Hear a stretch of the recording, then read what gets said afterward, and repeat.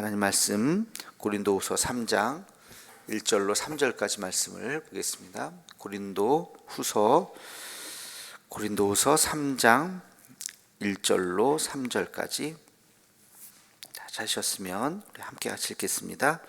우리가 다시 자천하기를 시작하겠느냐? 우리가 어찌 어떤 사람처럼 추천서를 너희에게 붙이거나 혹은 너희에게 받거나 할 필요가 있느냐? 너희는 우리의 편지라. 우리 마음에 썼고 뭇 사람이 알고 있는 바라.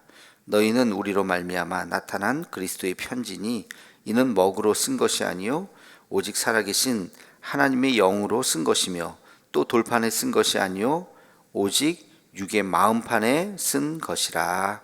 아멘. 어제는 우리는 그리스도의 향기다, 그런 이제 이야기를 말씀을 드렸고, 오늘은 우리는 그리스도의 편지다. 우리가 그런 찬양도 있죠. 너는 그리스도의 향기라 하는 찬양도 있고, 너는 그리스도의 편지라 하는 찬양도 있고, 그렇죠? 그리스도의 편지라고 하는 것이 뭘까? 우리가 그리스도의 편지다. 그러니까 편지라고 하는 것은 글쓴이가 있죠. 누가 편지를 쓴 거죠. 그래서 그 편지는 결과물이고 또 뭐 안네 프랑크의 뭐 일기 뭐 이런 것도 있고, 어떤 사람이 쓴 무슨 편지 이런 것들은 작품이 되기도 하죠. 그렇죠? 작품. 그러니까 너희는 그리스도의 편지다. 그러니까 너희는 누가 만들었어요? 하나님이 만드신 작품이라는 거예요. 하나님이 만드신 작품이다. 편지를 읽으면 글쓴이의 마음이 느껴지죠. 아, 이 사람이 이런 마음으로 이런 편지를 썼구나. 편지를 읽으면 느껴져요. 그러니까 우리가 그리스도의 편지라고 하는 것은 우리를 보면 하나님의 마음이 느껴져야 된다는 거예요.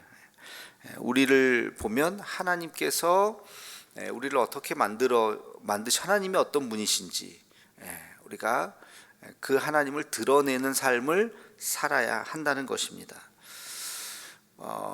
어저께 우리가 수요일 날 했던 말씀하고도 영광이라고 하는 말씀하고도 좀 뭐 이어지기도 할 텐데, 우리가 칭찬을 받으면 사람들에게 저분은 참 선하신 분이야, 참 좋으신 분이야.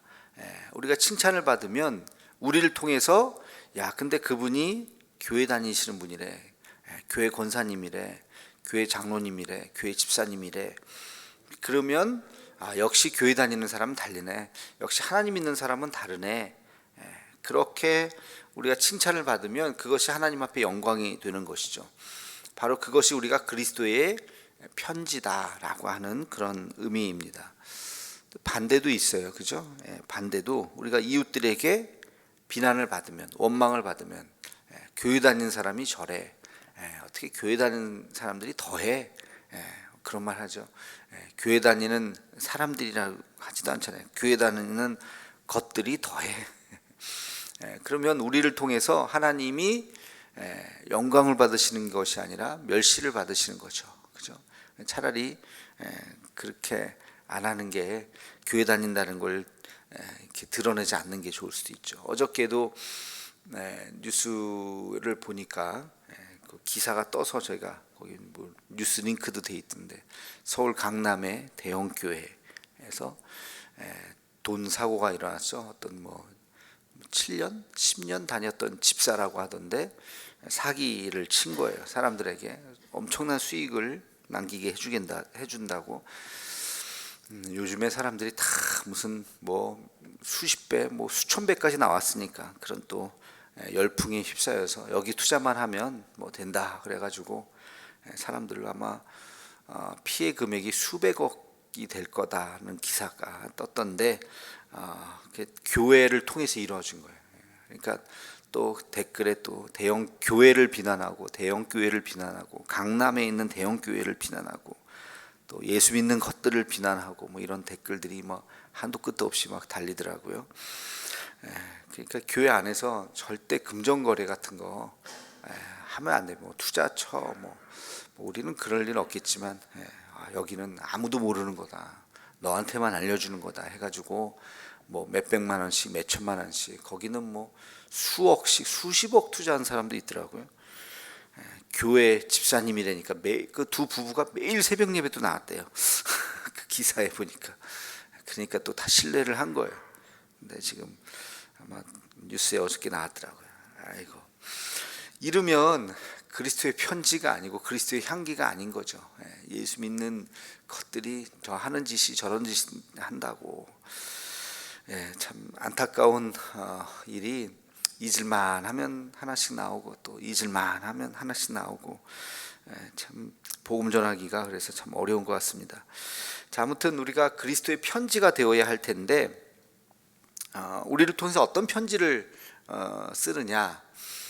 어제는 이제 그리스도의 우리 향기, 5가지의 향기에 대해서 말씀을 드렸는데, 우리 편지 내용, 3가지의 편지 내용. 첫 번째는 복음의 편지를 쓰실 것이다. 그러니까 우리는 복음의 편지가 되어야 되는, 복음의 편지라는 게 뭐예요? 예수 그리스도를 드러내는 거죠. 그렇죠? 예수님을 드러내는 삶을 살아야 되는 것이죠. 죽어가는 영혼들에게 우리의 입술로, 우리의 삶으로 예수님을 전하는 것, 십자가의 사랑을 우리가 전하는 것. 그래서 우리를 통해서 여러분들이 이런 질문을 할 수가 있죠. 한평생 내가 몇 명을 전도했지?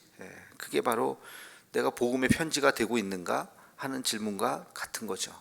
내가 복음의 편지가 된다는 것은 나를 통해서 예수 믿는 사람들이 많아져야 된다는 거예요. 그렇죠? 근데 한 명도 없다.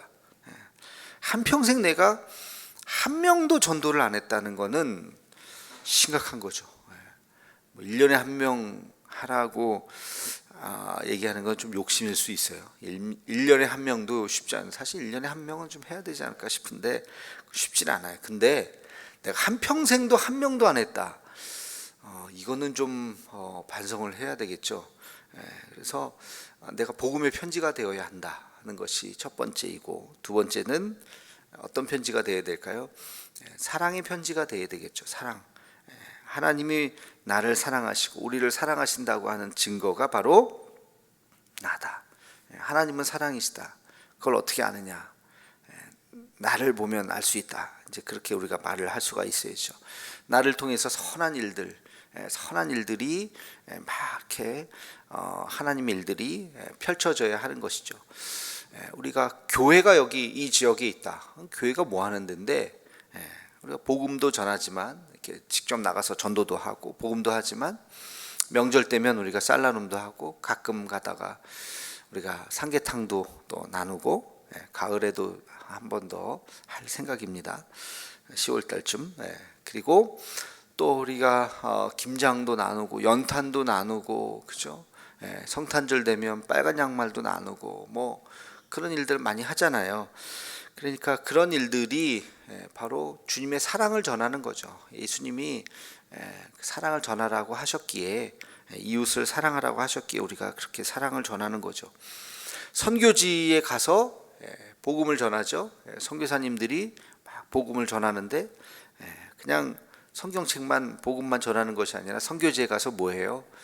필요한 것을 전해주는 거잖아요. 그렇죠? 필요한 것을 빵을 나눠주고 먹을 것을 나눠주고, 이번에도 페이스북 보니까 선교사님, 이국찬 선교사님이 미얀마가 지금 굉장히 어렵잖아요. 그죠? 독재 정권이, 군부 독재가 지금 장악을 해서 이게 지금 굉장히 어려워서 그 미얀마의 이제 부족들이 다 지금 산 쪽으로, 미얀마 산 쪽이면 치앙마이 북쪽, 거기 태국하고 국경 지역이거든요. 그쪽으로 지금 막 도피해 나오니까 1인 텐트, 찢어지지 않는 두꺼운 1인 텐트를 100개를 실어다가 거기에 이제 그 산 속에서 있는 사람들에게 전달하고 그런 일을 했다고 글을 올리셨더라고요. 그래서 그런 일들, 그게 구호죠. 그런 구호가 복음이랑 무슨 상관이냐? 상관이 있고 말고요. 우리는 사랑의 편지가 되어야 하기 때문에, 우리는 세상에 사랑의 편지가 되어야 하기 때문에 그렇게 힘들고 어려운 사람들에게 가서 그 사랑을 전하는 거예요. 그분들은 그것이 생명과 같은 거죠. 그렇죠? 매일매일 추위와 싸워야 할 텐데 1인 텐트를 줘서 그 텐트 안에서 하면 얼마나 그래도 뭐 집처럼 편하지는 않겠지만 그래도 얼마나 다행이겠습니까? 그런 것이 있고 없고가 큰 차이가 있는데 그 산골까지 올라가서 거기서 그것을 누군가가 전해 주었다. 그가 한국의 예수 믿는 선교사다라고 하는 사실 하나만으로도 그들이 나중에 뭐 그 자손이 될 수도 있고 예수 믿는 사람들이 될 수도 있죠. 우리나라에 왔던 선교사님들이 그런 사랑을 우리에게 전해 주었기 때문에 100년 전, 150년 전에 우리의 조상들이 그 사랑으로 예수 믿기 시작하고 그렇잖아요. 그 한 사람으로 인해서 100년이 지난 지금 얼마나 많은 대한민국에 교회가 있습니까? 그런 사랑의 편지의 사역들을 우리가 해야 되는 것이죠. 이웃들에게 또 세계에 나가서 그런 사역들을. 그래서 세 번째는 소망의 편지가 되어야 하는 것입니다. 소망의 편지라고 하는 것이 뭐냐? 말 그대로 세상에 소망을 주는 거예요. 세상이 힘들죠. 삶이라고 하는 것이 힘들죠. 힘든 일들이 더 많은 것 같아요. 특히 요즘 같은 코로나 시국에는 뭐 즐거운 일이 어디 있겠습니까? 그죠? 뭐 이렇게 한숨 쉬는 일들밖에 없고 뉴스를 봐도 주변을 봐도 뭐 그렇죠. 근데 그럼에도 불구하고 우리 예수 믿는 사람들은 희망을 전하고 소망을 전하고 예수 안에서 기쁨을 전하고 웃음을 전하고 그런 일들을 우리가 해야 되는 것입니다. 사탄은 우리에게 절망을 주죠. 그것 봐, 안 돼, 할 수 없어, 그거밖에 안 돼, 빨리 죽어. 그런 속삭임을 우리에게 끊임없이 계속 그런 소리가 들리거든 이건 사탄의 속삭임이에요. 그러나 예수님의 말씀은 우리에게 절망이 아니라 희망이죠. 소망을 주는 것이죠. 소망을 주고 할 수 있다, 이겨낼 수 있다. 이 고비를 넘어서 고난을 넘어서 우리는 십자가, 죽음까지도 넘어서 부활로, 이게 예수 소망이죠. 그래서 복음이 들어가는 곳마다 소망이 전해지는 것이죠. 그래서 우리가 그런 역할을 해야 된다는 것입니다. 고아들, 막 그런 희망이 없는 사람들, 미래가 없는 사람들, 배우지 못한 사람들에게 다가가서 우리가 가르쳐주고 깨닫게 해주고 먹여주고 길러주고 미래의 희망을 갖게 해주고, 그리고 연세 많은 어르신들, 이제 죽음을 앞두고 죽음의 공포 속에 있는 분들에게 어떤 희망을 줘요? 천국의 소망을 주는 거죠. 우리의 삶은 어차피 죽습니다. 누구나 다 죽습니다. 천국의 소망을 가져야 합니다. 지금 우리 교단에 아주 훌륭한 목사님 한 분이 61년생이니까 환갑인가? 작년에 환갑이었나? 61년생이면 61 되신 목사님이 돌아가셨어요. 서울의 큰 교회 부목으로 계시다가 또 어떤 교회 담임으로 나가셨는데, 그래서 이제 어제죠, 그저께인가 장례를 실은 저는 뭐 그분을 개인적으로 모릅니다만 많은 분들이 그분을 알고 그분의 삶을 추모하고 그랬는데, 그분 홈페이지에 이렇게 들어가서 보니까 불과 한 3주 전에 수요 예배 때 사느냐 죽느냐 이 제목으로 설교를 하셨더라고요. 제가 그 설교를 들었어요. 어제 죽음에 대해서 이야기하시더라고요. 사람은 장례식장을 가지만 누구나 내가 죽을 거라고는 생각하지 않는다는 거예요. 그러면서 정말 우리가 죽음이 무엇인가, 하나님 앞에 간다는 것이 무엇인가, 그 설교를 그분이 건강하게, 60대신 분이 얼마나 건강합니까? 설교를 하셨어요. 그리고 나서 한 달도 되지 않아서 심장마비로 그분이 돌아가셨어요. 그래서 장례가 치러졌는데 그 영상을 보면서 제가 농담 삼아 우리 아내한테 야, 이분 설교 한 달 전에 이런 설교를, 한 달 되기도 전에 이런 설교를 하셨는데 얼마나 건강해 보여요. 겉모습은 얼마나 건강해 보이는지 몰라요. 근데 한 달 후에 이렇게 돌아가시고, 세문학교에 담임하셨던 이수영 목사님의 제자인데 그 목사가 내 죽음을 설교를, 장례식에 와서 내 죽음을 설교를 해야 되는데 내가 지금 내 제자의 그 교회 부목사 출신이고 그랬거든요. 내가 내 제자의 장례식에 내가 설교를 한다니 이게 얼마나 황망한 마음입니까 하면서 말씀을 장례 예배 때 말씀을 전하시더라고요. 그러니까 참 그래, 우리가 죽음 앞에 누가 장담할 수 있겠습니까? 제가 여기 계신 어르신들보다 나이가 어리지만 제가 또 먼저 갈 수도 있는 거고, 그렇죠? 그러니까 죽음이라고 하는 것이 늘 우리 앞에 있다는 것을 잊지 말아야 되는 거예요. 아무튼 그래서 우리에게는 소망이 예수 소망이 필요한 거예요. 예수 소망이 70, 80 넘으신 어르신들에게만 필요한 것이 아니라 누구에게나 20대들도 필요하고, 뭐 20대들이 산업재해로 죽는 일들이 또 어제 뉴스 보니까 뭐 일하러 나가서 매일매일 건설 노동자들 1.3명이라고 그러더라고요. 매일 죽는 사람들이. 그런 분들이 얼마나 많은지. 그래서 예수 소망이라고 하는 것이 우리에게 반드시 필요하고, 또 이것을 우리는 꼭 전해야 됩니다. 이 세상은 힘들게 살 수도 있어요. 힘들게 사는 분들이 실제로 또 있죠.